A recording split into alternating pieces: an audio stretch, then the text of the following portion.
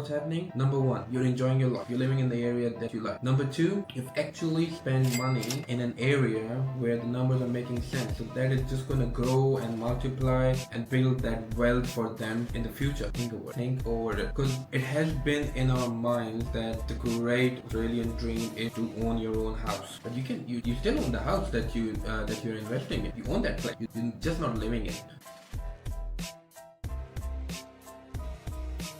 I actually wanted to talk about something which I follow and I feel like is not a norm.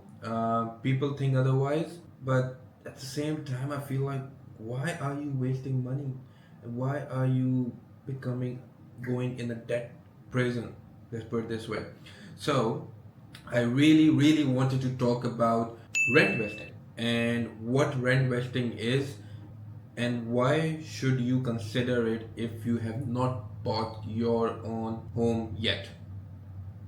If you haven't bought any property yet and you're thinking about buying your first house, then what should you go buy a house to live in, or you should rent vest? So rent vesting, for people who don't know, because apparently I spoke to a few people and I thought that is a very known term, but a lot of people actually don't know about that. So rent vesting is when you rent somewhere and you buy a property for investment. You buy a property somewhere. You buy a property where you're not living, you're renting it out, but you're living in a place where you rent. So rent vesting. So basically, what rent vesting does is, obviously you're not buying your first house to live in. You're basically buying your first investment and you're living in an area where you're renting. So look, just give me 1 second, yeah? Why do I actually think, let me just tell you why do I actually think this is something which, look, blows my mind. I am renting right now. I do not own this property that I live in. It's an investment. I rent this place. But that doesn't mean I don't have properties. I do have properties. So I'll give you an example of rent vesting. For example, you like an area which is very expensive, which is, let's say it has $1 million properties. You really like that area, but you can't buy in that area because you do not have the budget to buy, which is fair enough. Look, so what you do basically, instead of moving into an area where your budget basically allows, rather, let's say your budget's $500,000 and your budget allows to move way far from the city in a suburb where you can find cheap properties. So you buy a property and instead of living in an area where you like, you move to that area further away because you wanted your own house. You don't like the place, you don't like the area, you just moved there because you wanted your first house and this was the only area where it was affordable for you to buy the house. So instead of that, so what you basically do is you buy a house, you have $500,000 of a budget, what you do?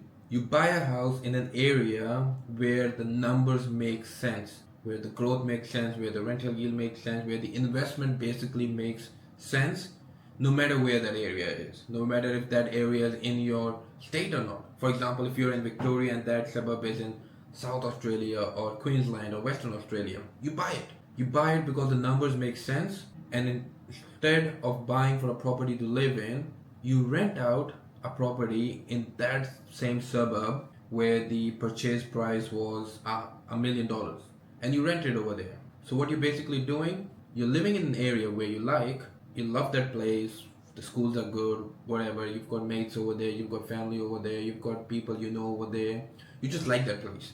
You live over there, you rent it out, and you buy a property where the numbers make sense. So two things happen. Number one, obviously, the investment property is going to grow, and that is going to multiply and get you more properties. Look, I am explaining this as simple as I can, not going with those technical terms and stuff, really in layman term. Renting is always cheaper than buying, period. Renting a place is always cheaper than buying. That is why most of the properties around Australia are negatively geared. The rental is less than the repayments, because if you buy a property, you have to give that repayments of the loan that you've got, then you have to give the council fees, then all the other fees, all these costs that add up. Instead of that, what you do, just rent out. It's cheaper. Rent out an area that you like, and you invest in an area where the numbers make sense. Apparently, a lot of people are actually thinking about it. A lot of young couples that I've been speaking to lately, who most of them, some of them are my clients as well. So what they did, they're rent investing. They're like, why should they like to live in the city or closer to the city, but they can't buy in those areas. So what they do, they're renting. They're having fun. They're enjoying that area, that place, the house that they like over there. They're renting it out, and they bought properties where the numbers make sense. Now what's happening? Number one, you're enjoying your life. You're living in the area that you like. Number two, you've actually spent money in an area where the numbers are making sense. So that is just going to grow and multiply and build that wealth for them in the future. Think over it. Think over it. Because it has been in our minds that the great Australian dream is to own your own house. But you still own the house that you're investing in. You own that place. You're just not living in it. Look, I really wanted to talk about this because I feel like a lot of people get stuck in that debt prison and get for 20, 30 years in a place where they don't like, and they just, it's really been in their head from generations that it has been actually implanted in their head from generations that you really need to have your own place to live in. Look, it doesn't matter. It doesn't really matter. You're living in the place, you set it up, you decorate it, you furnish it like it's your own place.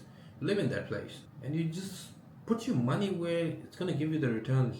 Me, look, when when we had our money to put to buy our first house, me and Anna, we discussed. We're like, look, we're not doing it. We are not buying a property to live in. We rather take that money, put it in an area and in the type of asset which makes sense for us. And that's what we do with our clients as well. Look, for young couples who come in, we're like, look, rent investing, way to go. Go ahead, build up your wealth, build up your future, and mate, you can always get the dream house that you want. Right now, just rent that dream house. If you can rent that dream house, why just buy it? Why buy it? Why spend extra money? Why spend extra money every year? And save that money maybe for a trip, for travels, to spend time with your family, to travel, to take off your bucket list, and to multiply that wealth, basically, from the investment that you're buying.